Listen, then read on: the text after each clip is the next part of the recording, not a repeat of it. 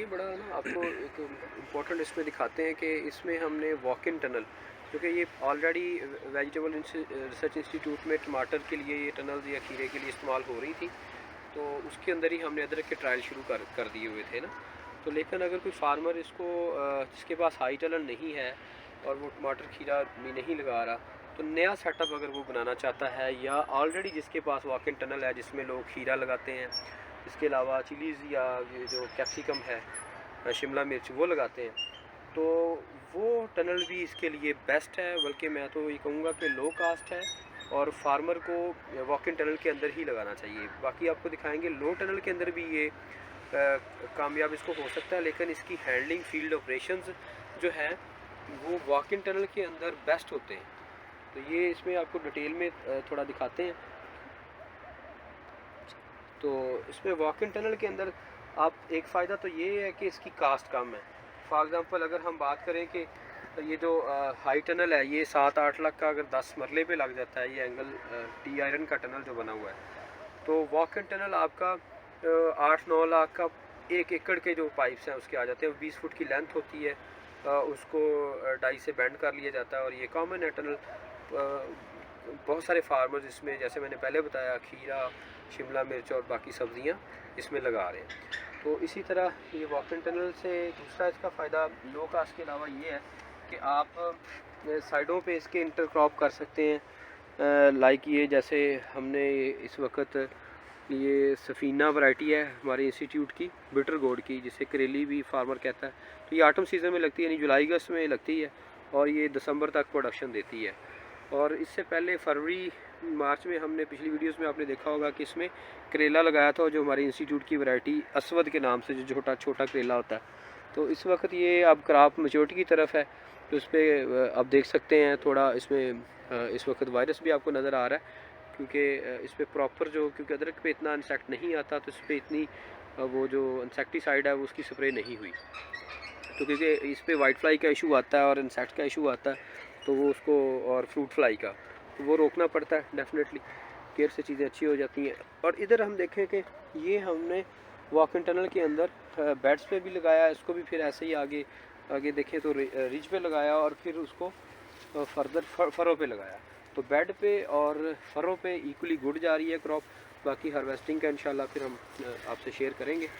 तो ये आप इसमें देख सकते हैं कि इसमें शेडिंग नेट का ख़र्चा भी कम है और साइडों से आप इसको ओपन कर सकते हैं, पूरा कवर करने की ज़रूरत नहीं है, क्योंकि आपकी जो करेले की या इसके अलावा घिया तोरी और बाकी बेलों वाली सब्ज़ियां भी आप इसमें ट्राई कर सकते हैं।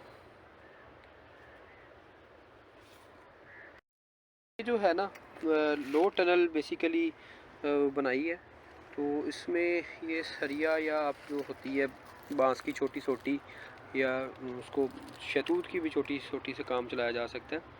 तो ये बेसिकली किचन गार्डनिंग के लिए स्मॉल स्केल पे अगर आपने अदरक उगाना तो इस तरीके से भी उगा सकते हैं। तो इसके अंदर गोडी करनी या इसको स्प्रे करनी या फील्ड ऑपरेशन, जड़ी बूटी निकालनी, तो वो चीज़ें थोड़ा डिफ़िकल्ट ज़रूर होती हैं, लेकिन इसको स्मॉल पैमाने पे लो कम से कम ख़र्चे में किया जा सकता है। लेकिन ये भी ड्रिप पे है, ये इंश्योर करें कि आपने इसका मॉइस्चर पूरा रहे और इसकी जो नमी है वो बरकरार रहे, और इसको प्रॉपर जो है वो आप मैनेजमेंट के साथ करें, तो इस तरह भी इसको ग्रो किया जा सकता है।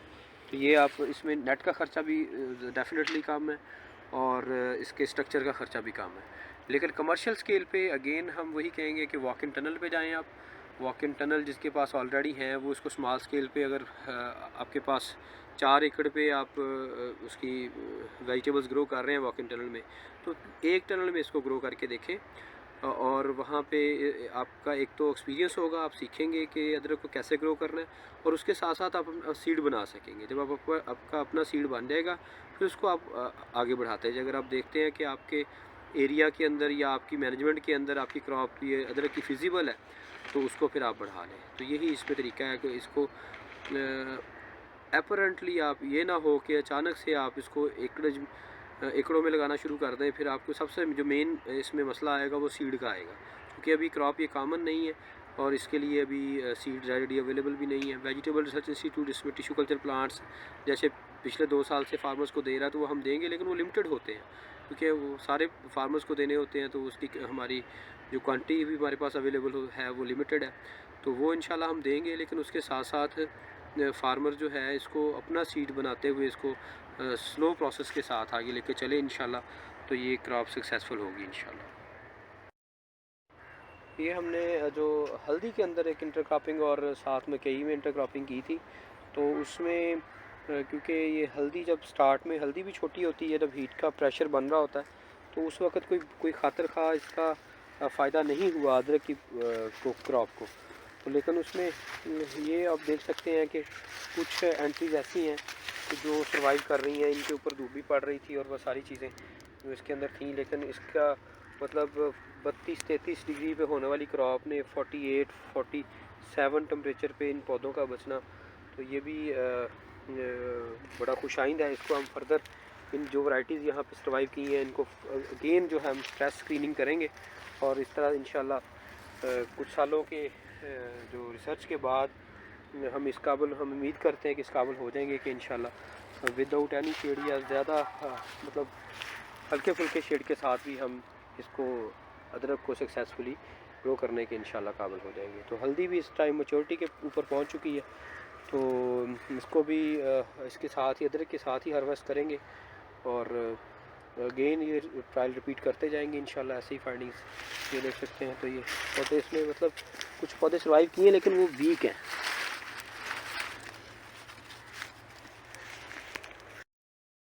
ये भी एक लो टनल का ही मॉडल दिखाया गया, इसमें नीचे ड्रिप है और ऊपर ये शेडिंग नेट को कवर करके, ये स्मॉल पैमाने पे अगर किसी ने छोटे पैमाने पे इसको करना है तो इस तरह भी ग्रो किया जा सकता है सक्सेसफुली।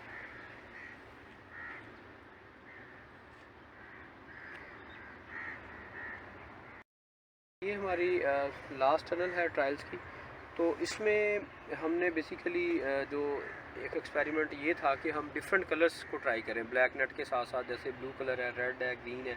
ग्रीन तो खैर ऑलरेडी भी हम कर रहे थे, जस्ट एक कंपैरिजन में चीज़ों को लेके आए हैं। तो इसमें लिटरेचर में रिपोर्टेड था कि कुछ क्रॉप्स के ऊपर कलर का इफेक्ट आता है, तो हमने देखा यहाँ देखने की ट्राई की कि क्या जिंजर के ऊपर भी इसका इफेक्ट आता है।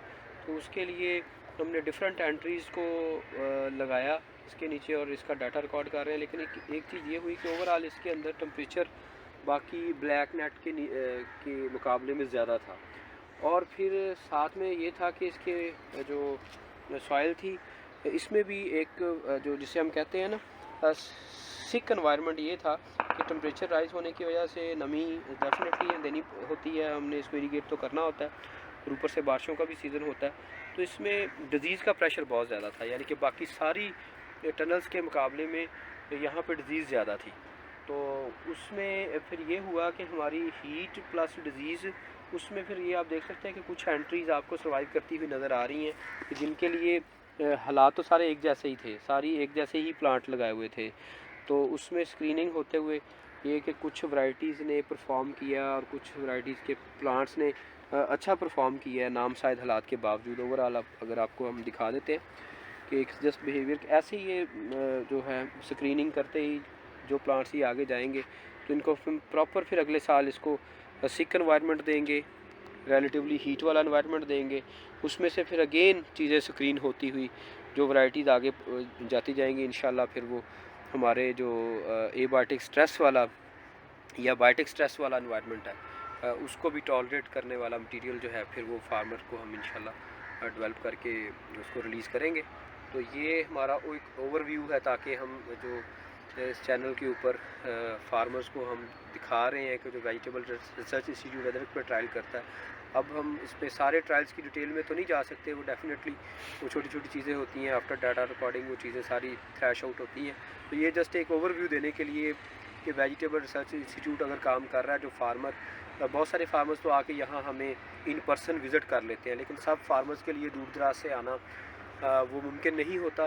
तो उनके लिए ये एक हमने इजी इसका वे आउट ये निकाला है कि हम इसको रिकॉर्ड करके तो थ्रू सोशल मीडिया जो है आप लोगों तक अपना मैसेज पहुंचाएं, ताकि आप इससे देख के भरपूर तरीके से सीख के करें, ताकि अगर जो यहाँ की फाइंडिंग्स के मुताबिक जो चीज़ें हमारे अदरक को प्रोड्यूस करने में बैड जाती हैं, उनको आपने नहीं करना, और जिनके करने से फ़ायदा होता है वो अडॉप्ट करें, ताकि इजीली इसको सक्सेसफुली ग्रो किया जाए।